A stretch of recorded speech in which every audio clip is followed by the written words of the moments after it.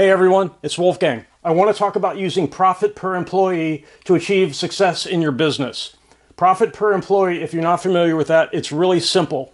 It's very similar to taking the total revenue, dividing by the number of employees. A lot of people are familiar with that, revenue per employee. It's just your total revenue divided by the total number of employees. Same with the profit. You take your total profit divided by the number of employees to get the profit per employee. Now the profit percentage per employee, this is the margin. It's the profit divided by the revenue per employee. In other words, how much additional profit does each employee bring us? If you're making hiring decisions, that can be helpful, right? You can say to yourself, if we're getting an 8% profit margin per employee and we want to grow profit, it helps you make the decision, is it worth it to bring on more employees? Because if you bring on more employees, the revenue per employee changes. So we're going to go into that. So let me just give you some examples of some companies that we all know about. Amazon, this is sort of a retail operation. It's online, but it's retail. It's an online retailer.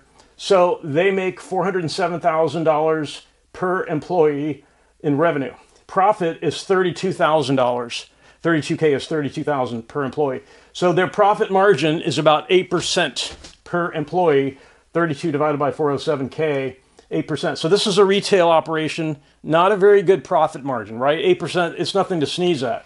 But compared to these others we'll look at, for example, Apple. Their revenue per employee is $2.4 million. That means that every employee they have is bringing in $2,400,000 into the front door. And they're making $586,000 profit per employee. Really good.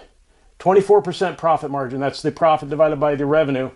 They're making a 24% profit margin for each employee that they have. Okay, so Microsoft, their revenue per employee is 1.1 million, profit per employee 407,000. They're at an even higher profit margin per employee. Microsoft is earning a 38% profit margin per employee. That is outrageous. That's very cool. Okay, Procter & Gamble, that's a consumer packaged goods company. It's huge, it's massive, it's been around a long time. They make $778,000 revenue per employee, $142,000 profit per employee. The profit margin per employee is 18%. Better than Amazon, worse than the two tech companies. Okay, Ford, 1 million revenue per employee, 20,000 profit per employee, 2% profit margin. That's a union company. When a union gets hold of your company, you are toast, basically. I mean, this is kind of true for most union companies. You have to negotiate with the union, and they negotiate away the profit. So Ford is just one of the automakers, but you'll find that's true generally for all of them because they're all unionized. I'm not saying unions are bad. I'm just saying that's just a fact. The profit margins are low for heavily unionized companies. Cheesecake Factory is a restaurant. Restaurants, low margin.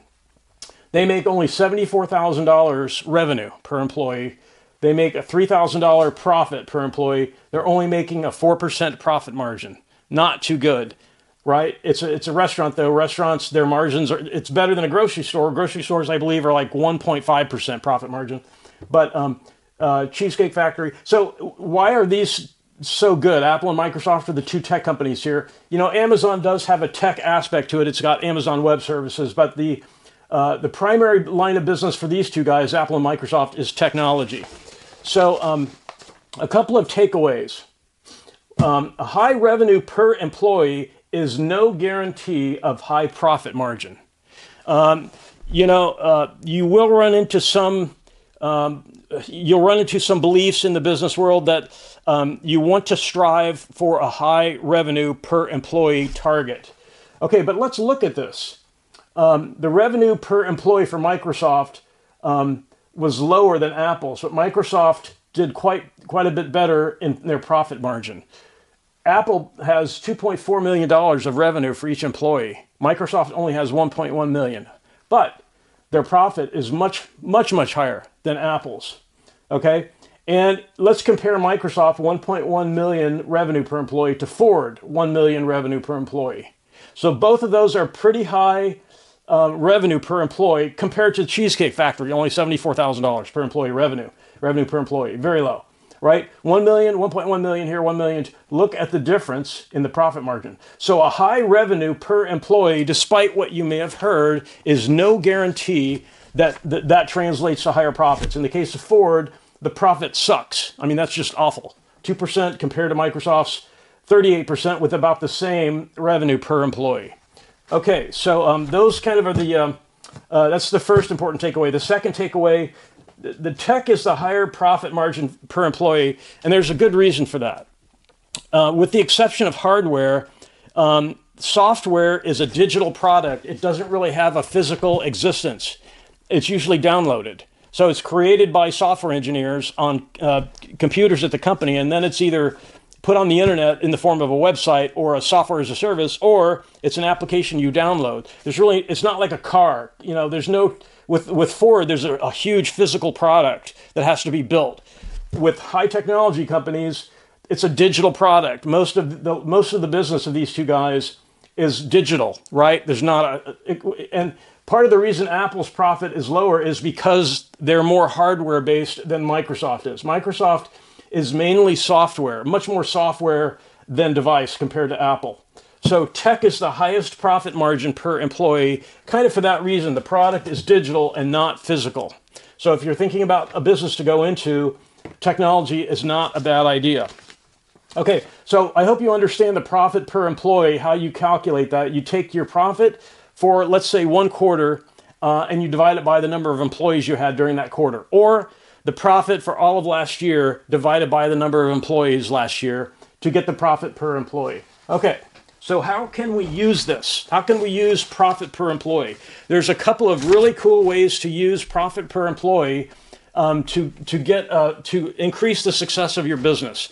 One of the easiest ways is to buy a similar company, a company that's sort of in the same line of business as you. You want to find out what their profit per employee is. They may not know that.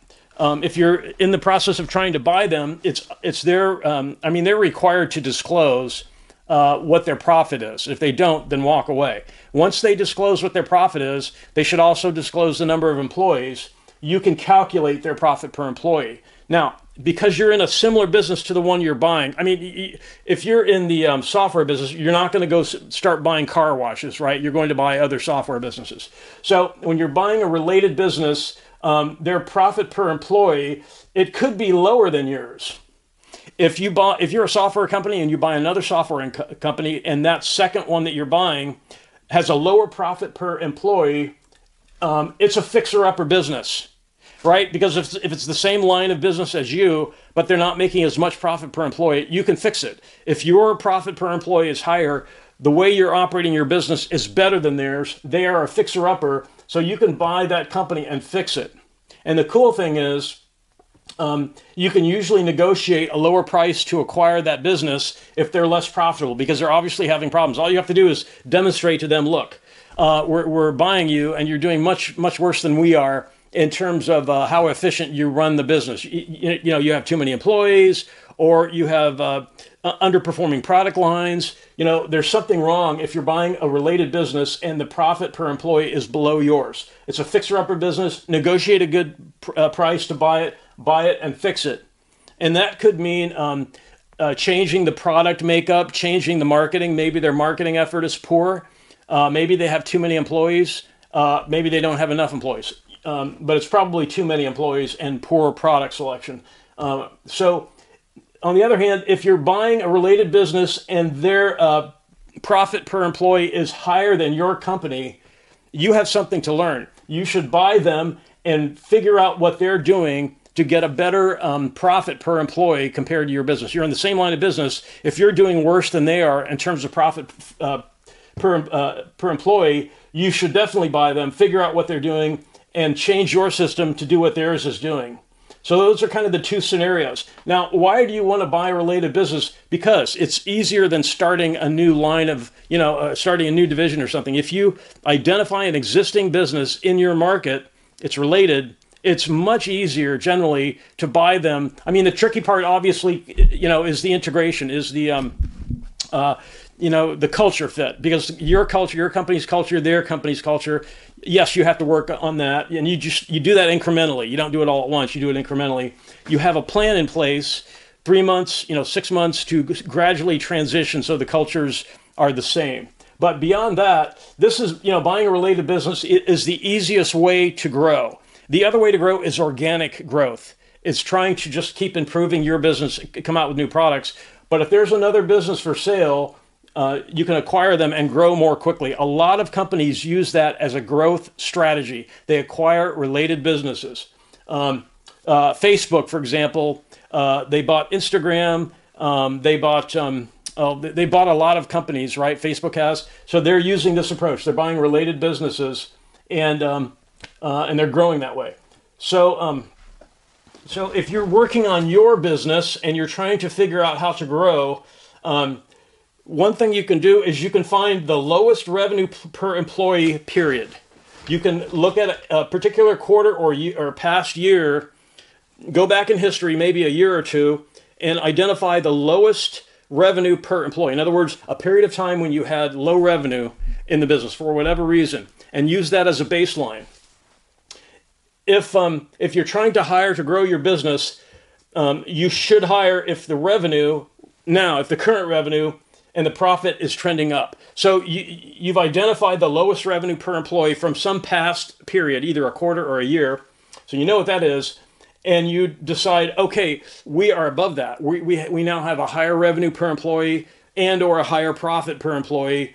So we're in an uptrend. So it's okay to hire. It's okay to bring on additional staff. On the other hand, if the current period is the low revenue period, then you want to think about hiring, bringing on new people.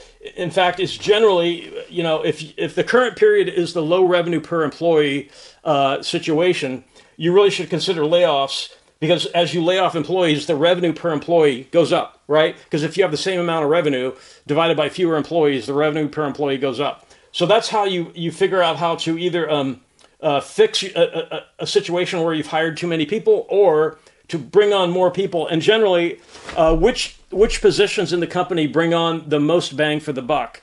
Sales is important. The sales team, growing the sales team, if they can bring in additional revenue, that can allow you to hire additional people inside the company to service that those additional customers, that additional revenue. So, but you basically want to go back in time a little bit, find the lowest revenue period per employee, lowest revenue per employee period, and then hire if your current revenue profit is in an uptrend. Otherwise, maybe you should be laying some people off. So. There's a couple of other things. Let me. So when you hire, if you do make a plan. I mean, let's say that it's January, and last year was a good year. Revenue was up, profits were up, and you are in the planning stage for the coming year. It's January 1st. You say we are going to hire 5 new salespeople and 2 people internally, staff operations, to service the additional business that those 5 new salespeople are going to bring us. Okay, so the thing is, you never stop tracking these metrics, revenue per employee and profit per employee. You never stop tracking them.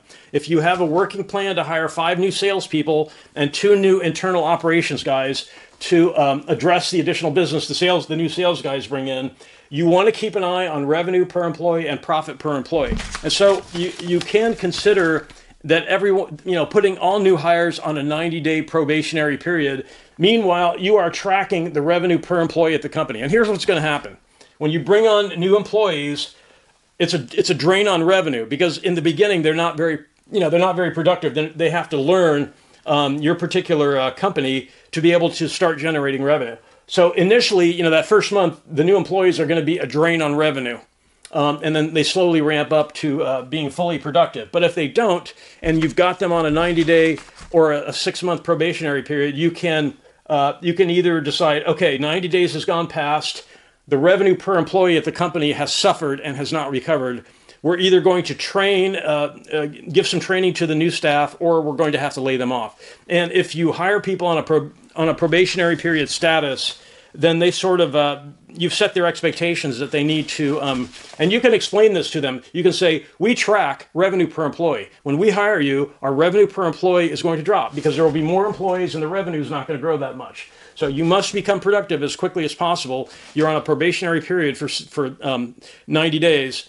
If the revenue per employee drops and does not recover, we are either going to retrain you or we'll have to let you go, and we'll make that decision at the end of 90 days. So you're not locked into having to keep people on with, but the point is you always want to track revenue per employee and profit per employee, because that tells you if your business is growing or staying the same or declining. And generally you want to be in an uptrend. And if you have to lay people off to raise the revenue per employee, that's part of the game of business, right? So I think that was all I wanted to cover.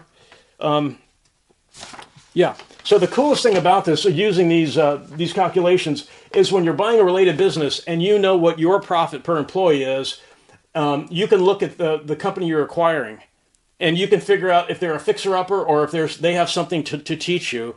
You buy them and you either fix that business or let this particular type of company help you improve your systems. If their profit per employee is higher, you can use their operational plan to improve your business.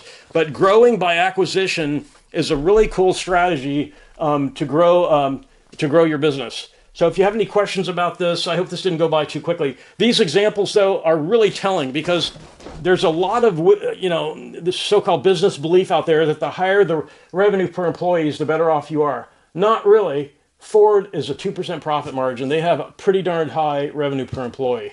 I mean, Cheesecake Factory is more profitable with far less revenue per employee. So that sort of dispels that myth.